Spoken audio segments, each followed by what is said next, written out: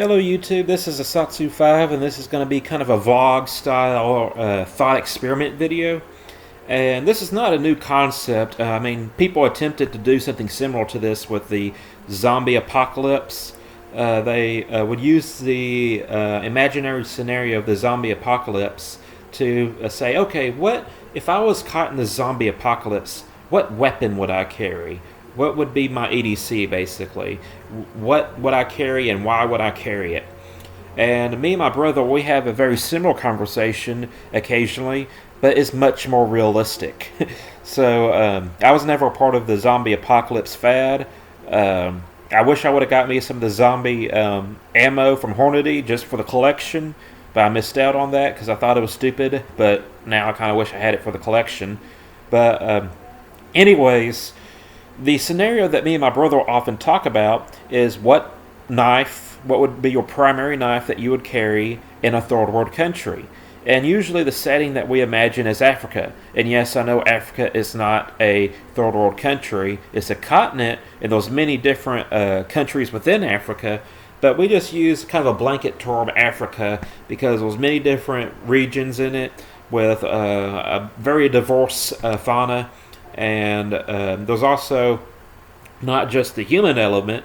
I mean, you got some pretty scary humans there that, do like the blood diamond thing, and, you have rebels and, just scary people who like to go around with AK-47s. I know that sounds like a bad stereotype, but to the people in Africa that I've talked to one guy in Africa that was involved with the blood diamond trade, and he said the movie was pretty accurate.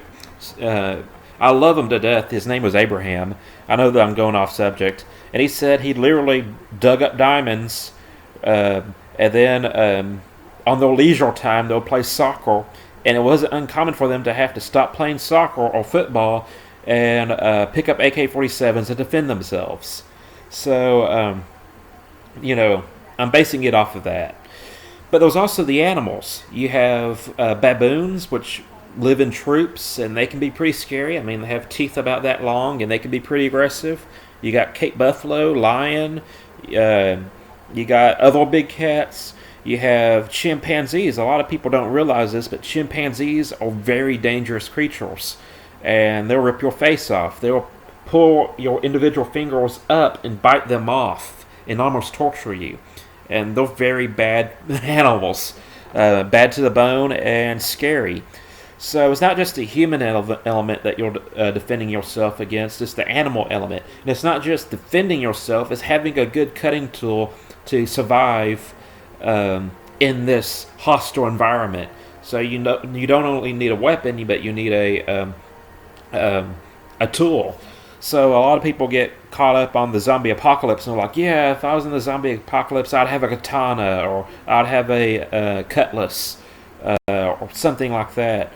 But I think that we do ourselves better to use the African continent as a playground for this thought experiment because, a katana, yes, you can decapitate some chimpanzees with it, but you're not going to skin a gazelle with a katana. It's not going to work that well for you.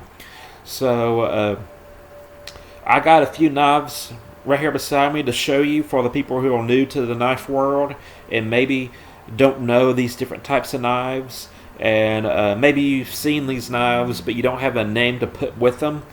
This isn't necessarily a beginner's guide to knives or anything, but I thought I'd show you some examples and talk about them and tell you what my pick would be. Now, I don't know why I quoted just then, but it happened.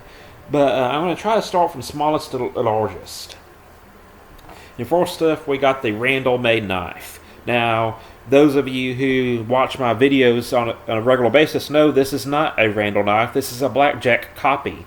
This is a copy of a Randall, but there's really two big differences between this and a Randall, other than price. The Randall has a false edge, a cutting edge right here, and the Blackjack is convex ground. But the construction, the shape, the silhouette, this is very good. A good example of what a Randall looks like.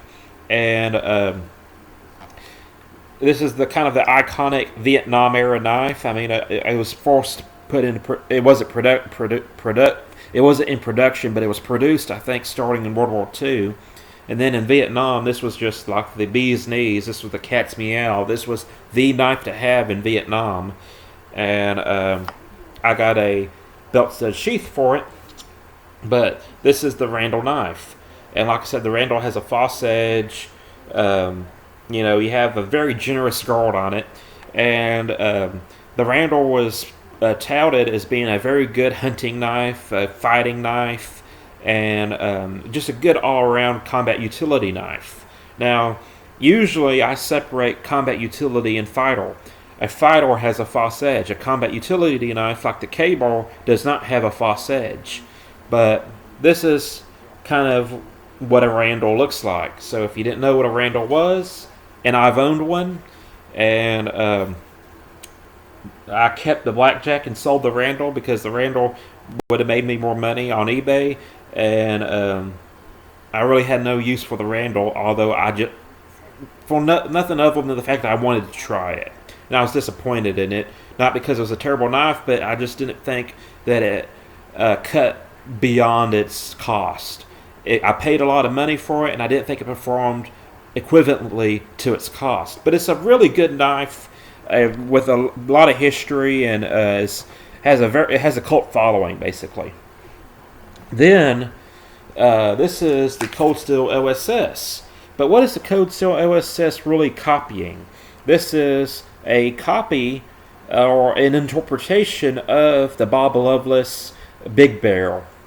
And I love this knife. In fact, this is my favorite fighter I've ever owned. And I have a shoulder rig for it. So I carry a gun, I have my 357, and I have my holster right here. Or during the winter, I carry a 357 Magnum and this on a shoulder rig. And this is one of my favorite fighters. Now, what does this have going that the Randall doesn't have going on? Well, its false edge goes all the way down to the tang. This has twin edges. So a single edge knife can have a false edge, a sharpened clip, or bayonet grind, whatever you want to call it. But all double edge knives have a false edge. False edge just means top edge that's facing up. Well, this false edge goes all the way down to the tang. So you have a clip point. This is basically a Bowie knife at this point. And in my opinion, fighters are Bowie knives and Bowie knives are fighters. But I designate them just to keep things separate because usually fighters are smaller than Bowie knives. But this has a very good acute point, twin edges. You can really punt this if you stab something and really cut up things. And we know, video proof, that this is enough to take down a Cape Buffalo, which is good to know. But this knife has some things that I just don't like about it. And it's not that, like I said, this is my favorite fighter, but I really wish this had a metal guard. This has a craton guard. And I based my perfect Bowie, my perfect custom Bowie, on this blade shape, but with a few modifications. But, forgive the dog. Anyways, this is a cool knife. And the cool thing about it is, along with the Randall, is that you have a good upswept blade for skidding, for cutting. You can do utility tasks with it. This one has twin edges, so if you want to use one for cutting one type of medium and one for the other type of medium, you can do that. So it's very, I mean, you can't really hold it like this without taking off the sub-hilt. Well, you can, kind of, but it's a little weird. But you actually have twin edges, and this has utility tasks. It has the ability to perform utility tasks. So that's why I like this knife. Put it back in its holster, or sheath, scabbard, wherever you want to call it. But that's the Bob Loveless Big Barrel or Cold Steel OSS. Moving on up, we got a legitimate Bowie. This is the Cold Steel Laredo Bowie, and this is kind of what I would call a kind of a basic Sheffield style Bowie. Usually Sheffield Bowies are a little bit smaller than this, but this is kind of like an expanded Sheffield Bowie. Not that Sheffield Bowies didn't get more elaborate and stuff. But this is kind of the basic buoy, I guess you could say, that you would see coming from Sheffield. This has a false edge, so it does cut up here. You can do the back cut, and also it has a false edge.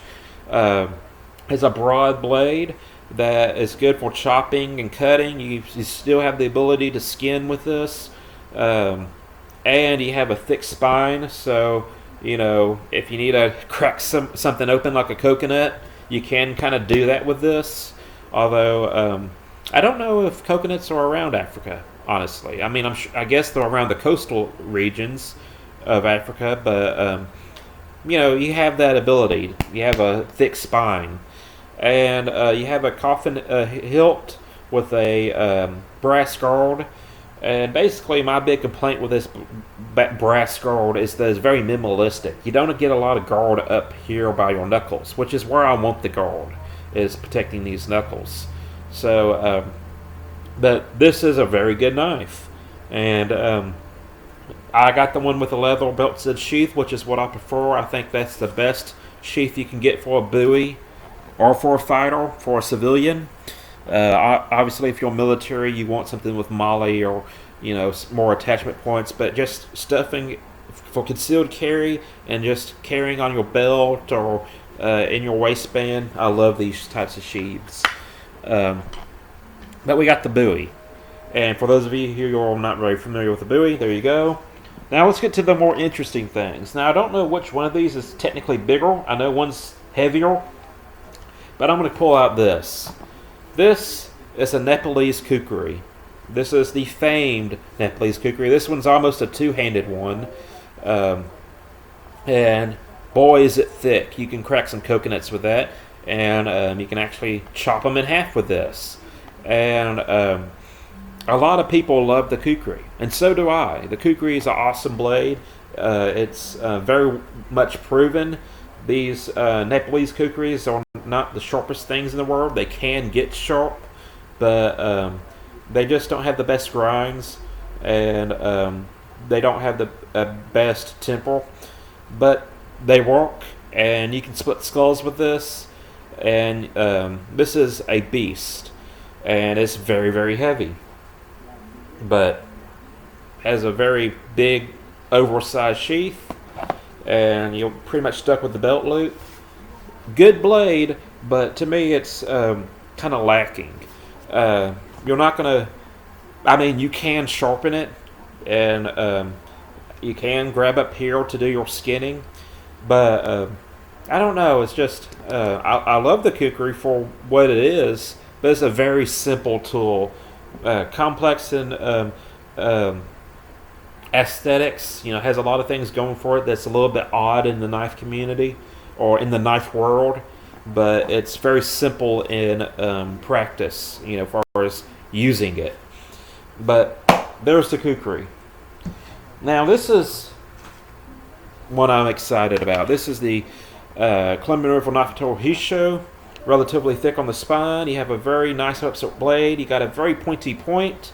Very grippy cord handle with stingray skin. This is a what steel is this? I think it's like YK steel, something like that. But I like this.